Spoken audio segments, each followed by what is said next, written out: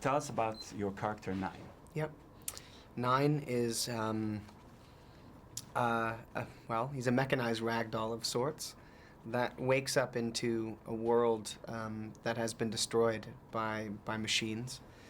And there are others. He ultimately discovers that there are others like him, but he wakes up kind of innocent and pure with a lot of questions as to who he is and what they are and what these machines are. And that ultimately is what drives his journey. It's a journey of discovery. It's a journey of seeing the way that the others are living out their existence, sort of sequestered by fear, and ultimately forcing them to look at the world from a different perspective and ask questions and make some discoveries about these machines to ultimately overcome them. I done a little of research about you, and is it true that you have a tattoo, which is symbolized number 9? Yeah. So Did I you already plan have this whole thing? Right. Yeah, to make it. Yeah. It's here, right? It is. Yeah. So yeah, it's funny, and it's so weird because it's only now just occurring to me that there's that connection.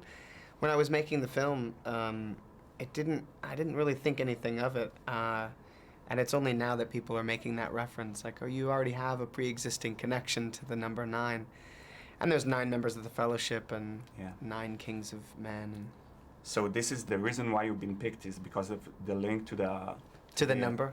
No, to the to the Lord of the Rings series. I think this part, this role of yours there, does it have any connection to the casting? I don't know. I mean, you'll have to ask Shane that question. I think, there are certainly similarities within the character to a certain degree. But I don't know. You'll have to ask Shane. Okay. Yeah. Let's go back. First job in Hollywood. First job was a Paula Abdul music video. How old were you there? Forever Your Girl was the song. What's that? How old was I? 8 years old. Do you follow her work? I did then. Yeah. I did then. And now watching American Idol? I have watched it before, yeah. So what are your plans for the future? I heard that you're doing some Iggy Pop thing.